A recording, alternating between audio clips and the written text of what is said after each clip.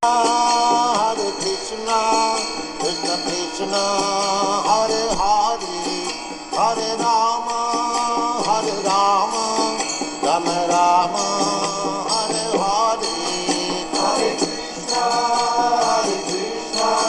Krishna Krishna, Hare Hare, Hare Rama, Rama Rama, Hare Hare. ओम ज्ञानतिमिरन्धस्य ज्ञानाञ्जनशलाकया चक्षुरुन्मिलितं येन तस्मै श्रीगुरवे नमः। जय श्री कृष्ण चैतन्य प्रभु नित्यानंद, श्री अद्वैत गदाधर शिवासादि गौर भक्तवृंद। हरे कृष्ण कृष्ण कृष्ण हरे हरे, हरे राम राम राम हरे हरे। हरे Krishna. Bhagavad Gita chapter 2 verse number 5. Here Arjun is saying, it would be better to maintain my life in this world by begging than to kill these great personalities who are my gurus. Even though motivated by material gain, they remain my superiors. After killing them, any worldly enjoyment I might attain will be smeared with their blood. So last time we were discussing that how Bhishma, who is the grandfather of Arjun, even though he was fighting from the side of Duryodhan, he is not to be considered someone in the opposing army, someone opposed to Krishna, someone who is a non-devotee. His fighting from the side of Duryodhan was for specific reasons, which is that he wanted to assist the Lord in manifesting his pastime of killing the demons. Without him taking the side of Duryodhan, this battle of Kurukshetra would not have been possible. Shri Gurudev gives many other important points in this verse regarding Bhishma. He compares him to Lord Shankar, who took the side of Banasur in the fight with Krishna. Briefly, Banasur was the father of Usha, a beautiful princess who dreamt of a young handsome prince. Her friend Chitralekha drew several pictures of princes, and when she saw Krishna, he said, "Oh, the person I dreamt looked like him, but he's not the same person." Then he showed the picture of Pradyumna, who's the son of Krishna.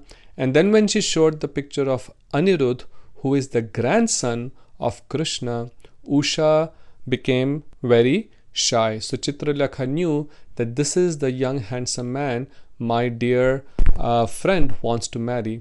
Chitralekha had mystical powers, and she brought Anirudh from Dwarka, from Krishna's palace, to the kingdom of Banasur and made him secretly meet with Usha. When Banasur came to know, he came to kill Anirudh. When Krishna got this news, he with Lord Baladev and his entire army came and attacked the kingdom of Banasur. Now Banasur had a boon from Lord Shiva that in any time he was in danger, Lord Shiva will come and fight for him and protect him. So now a great fight ensued between Lord Shiva, his army, and Lord Krishna and his army. This is explained in the 62nd chapter of the 10th canto of Srimad Bhagavatam. So now here, even though Lord Shiva was fighting with Krishna, we know that Lord Shiva is a great devotee of Shri Krishna, and this act of him fighting did not make him a non-devotee. Again, he was fulfilling the desire of Krishna to relish the mood of chivalry. And later on, he actually surrendered to Shri Krishna, and Usha was married to Anirudh. So sometimes it's very difficult to understand the activities of a pure devotee. In his instructions to Sanatan Goswami, Lord Shri Chaitanya Mahaprabhu says, "Yar chitte Krishna prem kare uday tar vakya kriya mudra vigyehe na bujhay. That even the most learned man cannot understand the words, activities, and symptoms of a person situated in love of Godhead. Such pure devotees may at times appear to do things which are opposed to the Lord or opposed to the devotional practice, but in reality they are serving the mission of the Lord. Bhishma Pitamaha cannot be considered someone who has any impurity in his heart. He was not afflicted with any material desires, otherwise he would not be included in the list of these great 12 Mahajans, the celebrated authorities on scriptures. With each one of their acts, great personalities teach us a lesson. And here Bhishma Pitamaha is teaching that even if a great person eats the food served by someone who is in the mode of ignorance, who is demoniac in nature, that will have an impact on the consciousness of the devotee as well. So Bhishma Pitamaha is saying that since I am eating the food given by Duryodhan, even my mind has been polluted. Now again, we know that was not the case, but by this he's teaching us an example that we should be very careful what type of food that we eat. If we eat food that is in mode of ignorance, such as meat, alcohol, etc., and also cooked and served by those who are in mode of ignorance, then certainly our consciousness will also degrade down to the mode of ignorance. Similarly, if we eat food which is in mode of passion, like very spicy, stingy food, which is again cooked by people in mode of passion, that's how our consciousness will become. And if we eat food in mode of goodness, cooked by those who are in mode of goodness, those who are pure hearted, that will also help purify our consciousness.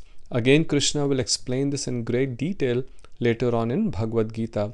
Therefore, in devotional life, we make an effort to only eat Krishna prasadam, only eat food that has been cooked by devotees, lovingly offered to the Lord, and then we honor it with great love and respect.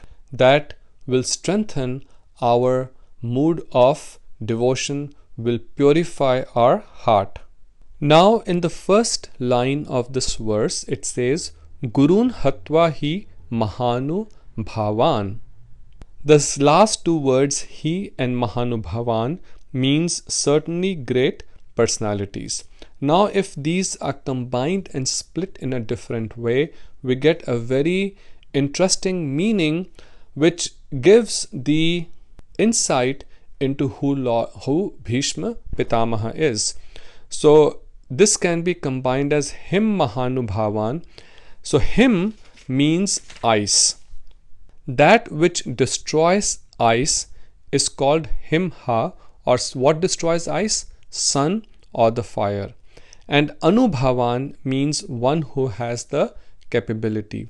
So splitting this word as himha, anubhavan, gives a meaning that a person who is extremely powerful like the sun and has the capability to melt ice and burn all impure objects without becoming contaminated himself. So that is Bhishma Pitamaha. He was a great devotee of the Lord. Even though being on the side of Duryodhan or having partaken of food cooked by Duryodhan's family, Bhishma Pitamaha never became impure and never for even a second developed any inimical mood towards the Lord. On the contrary, he is a great devotee of the Lord who offered beautiful prayers glorifying Lord Krishna. One such prayer from Srimad Bhagavatam is quoted in the commentary of this verse. Yudhi turag rajo vidhumra vishwak kach lulit shamavarya alankritasya Mam nishita sarahi vibidhimyamana tvachi vilasat kavach astu Krishna Atma.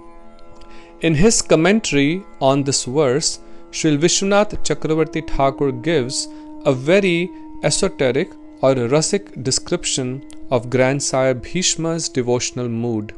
He says that Bhishma perceives that just as the dust raised from the hooves of the cows in Braj decorates the charming face of Sri Krishna and increases his beauty and sweetness, in the same way the dust raised from the hooves of the horses on the battlefield also increases Sri Krishna's beauty and sweetness.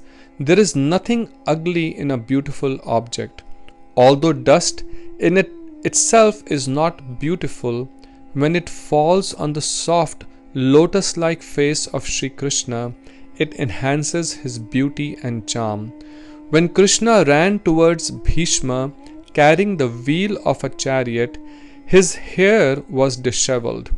Bhishma was then reminded of how Krishna's hair looks when, upon returning from cow grazing, he runs behind the lowing cows as they quickly move toward their sheds. In this verse, the words Shramvari means that due to Krishna's forceful exertion of running towards Bhishma, on the battlefield drops of perspiration fell from his lotus-like face and beautiful limbs. To Bhishma, they appeared to be like the perspiration drops caused by Krishna's exertion in the amorous war of Cupid. Now Krishna also recognized Bhishma as his great devotee, and therefore he broke his own vow to fulfill the pledge of Bhishma. At the start of the battle of Mahabharat, Lord Krishna had taken a vow that he will not pick up any weapons. But Bhishma at the same time also took a vow that if he did not induce Krishna to take up the weapons, then he would not be considered the son of Maharaj Shantanu. Bhishma Pitamaha states that I offer my obeisances again and again unto Sri Bhagwan, who is particularly affectionate to his devotees. In order to protect my vow, he broke his own promise, jumping from the chariot, taking a wheel in his hand and running towards me with great speed. During the battle, Duryodhan complained to Bhishma that he was not fighting to his full capacity and showing some soft-heartedness towards Arjun. The next day, there was such a fierce fight between Bhishma and Arjun that it seemed that Bhishma was almost going to kill Arjun. At that time, Lord Krishna descended from the chariot and took up a broken chariot wheel and then rushed towards Bhishma to kill him. Seeing the Lord coming towards him, Bhishma's heart was overwhelmed with devotion. And he was so happy, praying to Krishna, "Oh my Lord, how wonderful you are that today, to keep my vow, my pledge, you have even broken your vow."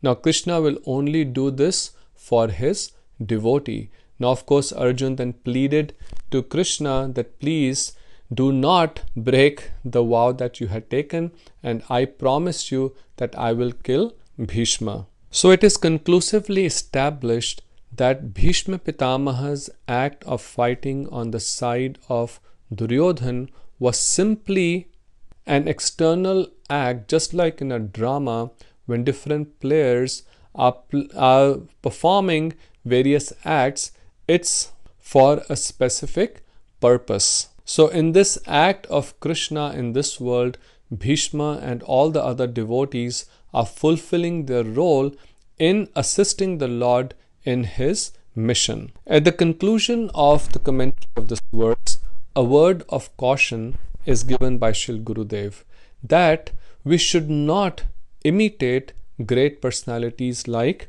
Bhishma and engage in prohibited action or commit offenses towards the Lord or the devotees. A spiritual teacher or a guru who tries to fake his position does not follow the scriptural injunctions and is not endowed with the realization of the absolute truth and is not detached from material sense gratification should not be accepted as a qualified guru. Instead, he should be rejected. Bhishma Pitamaha himself in Mahabharata states to Parshuram that Guruho api avaliptasya karya akaryam ajanataha. A guru who is engrossed in sense gratification, who is a fool with no ability to discriminate between proper and improper behavior, and who is following a path that is devoid of pure devotion, is a false guru. One should immediately reject him. The position of a teacher is that of great responsibility. It does not behoove someone who is in that position to act irresponsibly, specifically against the injunctions of the scriptures. We also need to be careful in understanding who a real guru is. Krishna will explain later on in Bhagavad Gita what are the qualities of a true guru. Hare Krishna, Radhe Radhe. Have a very blessed day.